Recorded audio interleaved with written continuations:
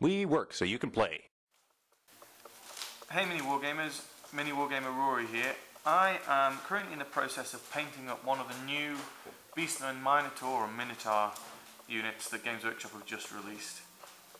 I decided to do that because there was a bit of talk on the forums and on our website about how people weren't really happy with the box art that came with these models, and they didn't really feel as though the heavy metal team over at Games Workshop had done a particularly good job. So I decided I would paint one up and put one together just to see how well I could do it myself, and that's beside the point. When I opened up the box, I saw that there's just a whole load of different arms and weapon choices, even different hand choices with jugs of beer and shields and things that you could use.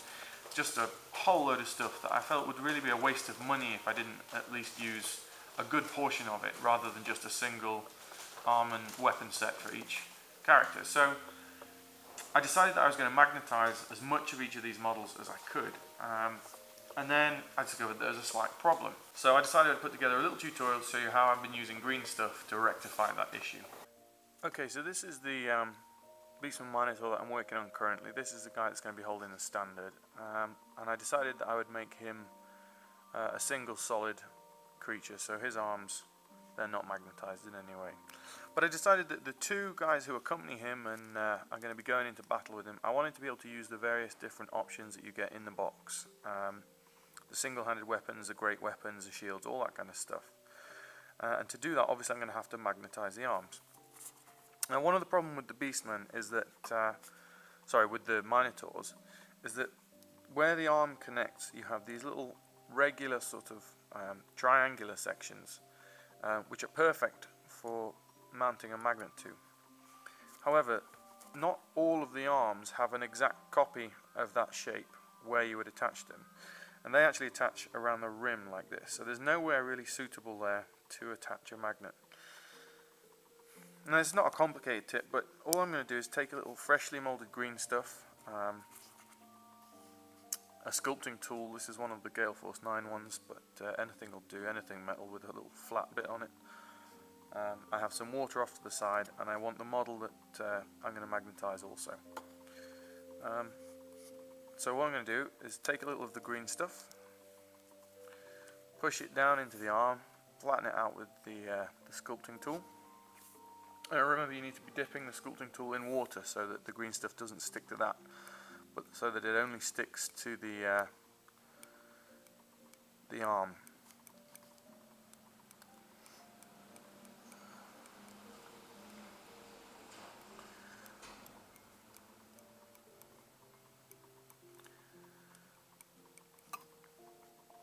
Now there's almost certainly too much green stuff there, but that's okay because it's going to come out the sides when I do the next bit. So for the next bit, what I want to do is make sure that there's a little bit of water covering all around this area, because I don't want any of the green stuff to stick to that. So I'm just going to dip my finger in the water, spread it on there like that. Make sure it's nice and damp all the way around.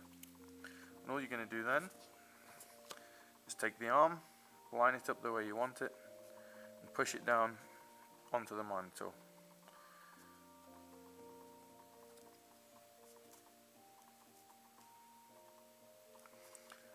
Got a bit too much green stuff in there, so you're going to push quite hard and you'll see it all squidge out the sides.